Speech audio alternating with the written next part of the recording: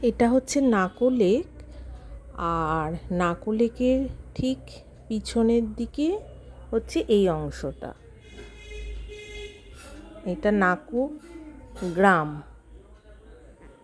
আমরা যেদিন নাকো lake visit করেছিলাম সেদিন কিন্তু এখানে আসিনি।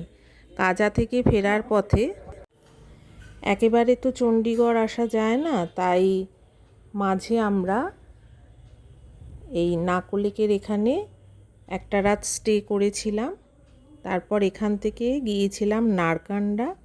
নারকান্ডাতেও একটা নাইট স্টে করে তারপর চণ্ডীগড়ের বিমানবন্দর থেকে বিমান ধরে তারপর আমরা আমাদের বাড়ি ফিরেছিলাম। এটা একটা হোমস্টে, গ্রামের রাস্তা যেমন হয় আর কি।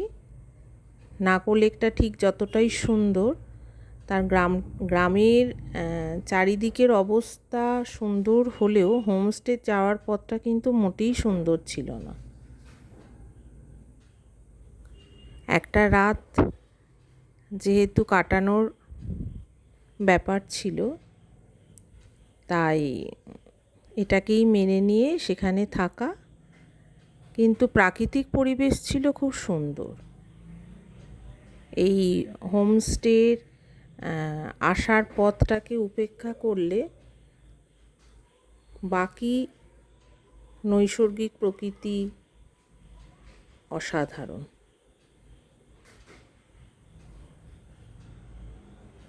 অনেকটা উঁচুতে, তার ফলে আমাদের স্টের রুম থেকে প্রাকৃতিক সৌন্দর্যটা আমাদের সেই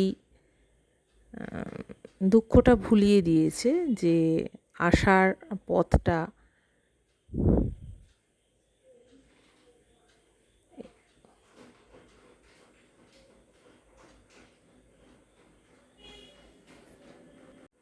আমরা যখন প্রথম নাকো থেকে তাবু যাই তখন কিন্তু আমরা স্বপ্নেও ভাবতে পারিনি যে আমরা নাকোতেই একদিন স্টে করব। যেহেতু আমরা চন্দ্রতাল যেতে পারিনি স্নোফলসের কারণে, তাই কাজা থেকে আমাদের ব্যাক করতে হয়েছিল।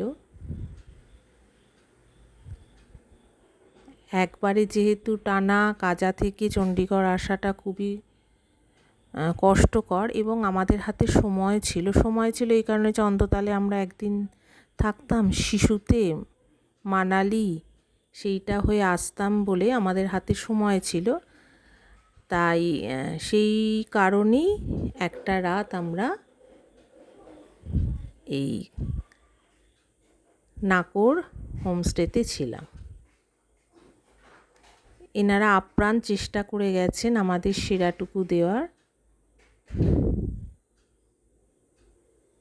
আমরাও তাদের সাথে সহযোগিতা করেছি। যে অসময়ে তারা আমাদের পাশে দাঁড়িয়েছে, এটাই আমাদের সবথেকে বড় পাওয়া। এবং আমরা যা যা চেয়েছি, যেভাবে থাকবো, খাদ্য খাবার, তারা আমাদের যথাসাধ্য চেষ্টা করেছে সেটা করে দেবার।